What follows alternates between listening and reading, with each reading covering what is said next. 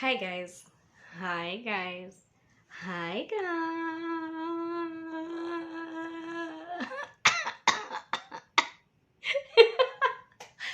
Anyway, hi guys. Welcome back to my YouTube channel. It's another day, another video, and today I honestly wasn't planning to do a video. One, because I'm feeling very down. Yeah, hata ukiona nikicheka, I'm not really in the right mood. Okay, I slept a bit, so now I'm better, but I was feeling really down because I really thought, or I hoped, and your expectations are really bad. I was really hoping that today being our anniversary, we were going to do something for ourselves, me and hubby, of course. And yeah, I really thought we would, but then we didn't. One, because he's not even around, so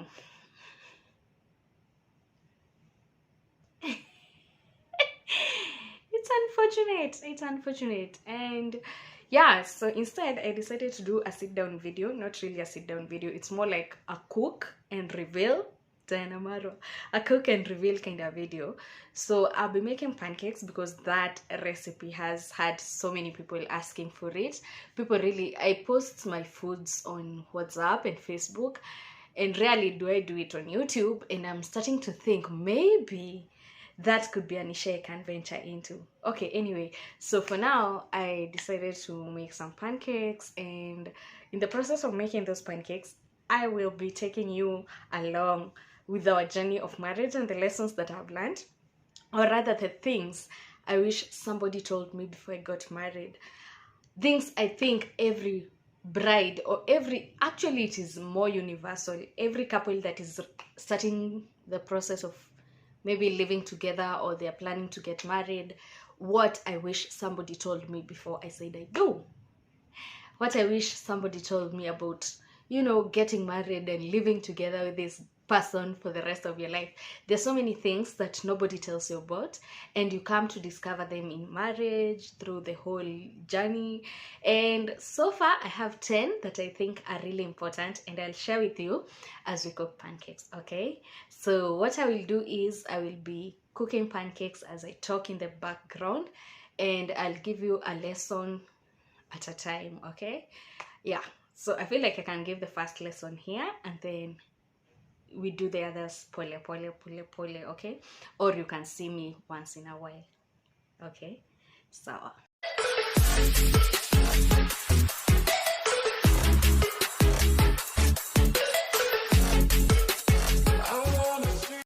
one of the lessons I have learned so far is that the first year is the hardest. Yeah, I know people are fascinated about this whole honeymoon phase, where people are just enjoying each other, having so much sex. Yeah, well, that is true, but it's also still the hardest year. One, because okay, you end up questioning everything about what you knew about marriage. This is the part where you're trying to learn your partner is starting to learn you. There's so many things you didn't know about him or her. For me, him. And this is the year where you're trying to fit into each other's lives. You're striving to be one. Oh my god, it is so hard. There's so many friction, so many small conflicts. Honestly, for me, that was the hardest year, but we overcame. We learned to compromise, we learned to talk, communicate, we learned to forgive. Oh my god, if there's something you're gonna be doing most in your marriage, it's forgive, because we're not perfect, nobody's perfect. And yeah, I wish somebody told me that, because I expected so much. The first year you usually come in with so many expectations, and then you're hit by reality, like boom. Yeah, so that is something I really wish somebody told me, that the first year is really hard and you're gonna be tested. Your patience is gonna be tested to limits that you don't even know you exist, and it takes a lot of communication. It is a process of learning for you to get to a point where you understand your partner, not fully, but at least 80%. and them learning you and realizing, oh, you're not the perfect partner they thought you were, and accepting your flaws for what they were. It is really, really a process. So that is lesson number 1. And lesson number 2, we get into it as we bake our pancakes. So for the pancakes, you need 2 tablespoons Blue Band, 4 tablespoons sugar, 2 eggs, a few drops of vanilla essence, a cup of wheat flour, 1 cup milk, a tablespoon of baking powder, and yeah, so you're going to follow the procedure as I talk about the things I told you about. Yeah, so exactly what I do is what you're going to be doing, and I hope you enjoy this video. If you haven't subscribed, or if this is your kind of content, cooking as you chat, as you talk, real talk, please don't forget to subscribe. And to my returning subscribers, thank you very much. I love you guys. You help me grow. And yeah, so let's get down to it. I don't want to make this a long video, so yeah. The other lesson that I have learned along the way is that sex will not fix all your problems in marriage. Yeah, so don't go thinking that once you have sex, every problem is there. It is just a cover up. But then again, it is one of the most important ingredients of your marriage, and it is really significant. You will realize the longer you stay without sex in marriage, the higher the tension and the higher the probability of fighting over non-issues. And once you have sex, then the issues kind of disappear. But don't expect it to solve each and every problem that you have in your marriage. The best thing is to talk about it and to solve all your issues. Otherwise, if you keep them in if you don't talk about them, you end up being frustrated, you end up resenting your partner, and it's not a good feeling. Okay, so I wish somebody told me sex is not the answer to all your problems. Also, like I said in my first point, forgiveness is a really, really important part of marriage, but it should not be, oh my God, sorry. So saying I forgive you does not necessarily means forgiveness in marriage. It is not just words, it means letting go. And if you don't let go, there is a tendency for you to passively aggressively lash out at your partner about their past mistakes, and that is called victimization. Holding someone's past against them, and it is usually more a grab of power and control, and it is not good. So if you say you forgive somebody, please do so and let it go completely. Okay, that is the only way you survive in marriage. Otherwise, if you keep it pent up, it is going to blow up at some point. All right, I wish somebody told me that, because I hold grudges, and marriage is not a place you need to hold grudges. It's to forgive and definitely forget, okay? The other thing I wish somebody told me is that conflict is not dysfunctional. Like, we have grown up being told that conflict is bad, that for some reason it is unhealthy, but the opposite is true. That is what I have come to realize. And you will argue, you will get frustrated, you will even get upset sometimes, and you can't go around avoiding conflicts or pretending that it doesn't exist, that you want all the time for the marriage to look like a bed of roses. No, instead, conflict is the only way to intimacy. It's the only way you get to express your fears. It's the only way you get to, voice out your frustration, your tension.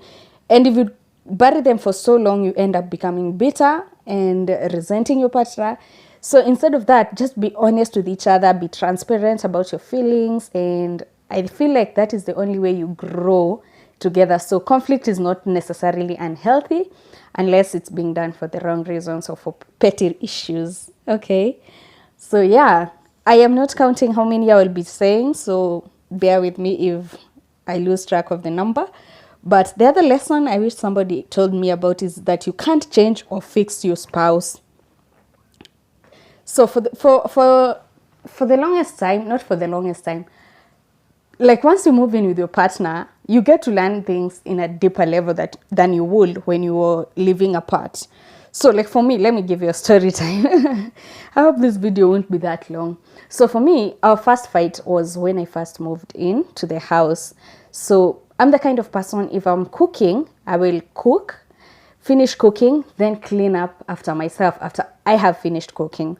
On the other hand, my hubby is the kind of person who cooks as he cleans. So anakatakata kitunguu, anaosha kisu, anakatakata nyanya, anaosha sahani, anaeka. So that is the kind of person he is. But for me, I will wait until all the vyombos get dirty when I'm doing, you know, the cooking, and then wash them once. So this first time, he did exactly that. He came home and found me cooking, and he decided to help me. Actually, it was a very, very small issue. He decided to sweep some onion covers that had fallen on the floor, and I was really offended, and I blew up, and I was like, oh, what are you trying to show me? Is it that you don't like my cleaning? Do you want to mean that I'm dirty guy, baby? Surely.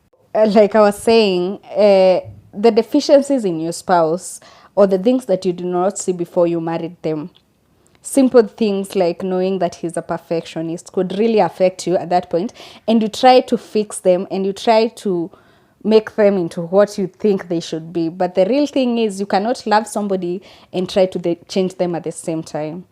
Okay, so it doesn't mean you enable them, but instead voice your frustrations, yes, but work on yourself, change your perspective, adjust to who they are, and be more forgiving, be more loving. Don't resort to fixing your partner, because that is not your job and nobody can actually do it. Okay, so yeah, another thing I wish somebody told me is that the little things that matter are the ones that matter most. Like, the little things are the ones that matter most. Service to your spouse brings a certain degree of satisfaction more than service to self, or expecting them to serve you. You know, like for me, I know my husband likes when I serve him food, or when I cook food, or when I do something as simple as making coffee while he's working. Those small things. And for me, small courtesies like thank you, I'm sorry, excuse me, I love you, those are the things that really matter to me.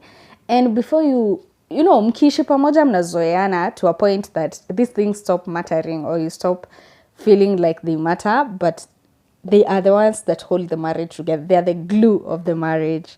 Yeah, so the other thing I really hoped somebody told me is that judgment and criticism will destroy trust in a marriage. Do not criticize your spouse.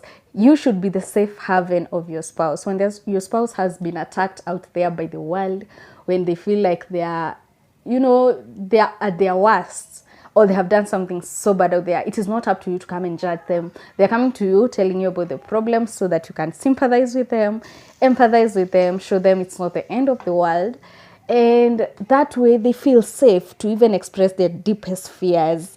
You know, be with them in the good and the bad. And for the longest time, me, I'm the kind of person who calls it as it is. If you did wrong, I'll tell you as it is. But then I realized that is not my job as a partner. Yeah, I found that is not necessarily. Yeah, positive criticism, yes. But judgment, no. Be sure to be the safe person to your spouse. Be real. And let them be real with you as well. Let them be messy with you. Help them understand that they can be their worst around you, and you will still love them the same. Okay? I think we're almost done, so bear with me. Be yourself from the beginning. Do not do things to please your partner at the beginning of your marriage. I'll say exactly what my mom told me when I was getting married. Don't come into marriage pretending that you know how to iron clothes, or that is what you love doing most, because after a year of ironing his clothes and maybe he doesn't appreciate it, you're going to feel like giving up. And when you give up, they're going to think you changed, but in real sense, that is not who you are from the beginning. So don't do things for your partner that you're not comfortable with in the long run. Okay? Yeah, so stay you, be you, and stay true to yourself through it all. Last but not least, keep dating each other. Don't be boring. Don't be redundant. Be intentional in learning more about each other. You know, the worst thing about marriage is you feel like you already know your partner. You feel like you know everything there is to know about them. You don't bother learning any more about them. But the thing is, you evolve. Both of you evolve. And it comes to a point in your life in your marriage where you're not the same person that you married, okay? And the only way you find that out is by keeping, dating each other, being intentional in learning about each other, meeting each other's needs, and doing the things that made you happy or that make you happy now. Give each other space to explore, okay? And yeah, so those are the most important lessons that I have learned. And yeah. So our pancakes are ready, and here is the outcome. They are really cakey. They are actual pancakes. Pancakes, I love them. I love them so, so, so much. And yeah, that's it. So the last but not least lesson I would want everybody to take home is your marriage is unique. You cannot tailor. There's no tailor-made marriage. You have all the materials to make your marriage as good or as bad as you want it to be. Okay, so every marriage is unique. If somebody else's didn't work, doesn't mean yours won't work. If another marriage worked because of a certain technique that they use, doesn't mean it will work for yours. And all I'm saying is learn your partner individually, take each other through this journey individually, and then become partners. Okay, so yeah, marriage is unique, and I have come to embrace the uniqueness of our marriage, its flaws, its perfections, and I am hoping to continue this journey, and yeah, till forever and a day. So yeah, thank you for joining me. Thank you. I hope you enjoyed this video. If you did, please don't forget to hit the subscribe button, share it with a friend, leave a comment down below, and tell me some of the lessons you have learned, and also some of the lessons you want to share with us. And yeah, see you in my next video.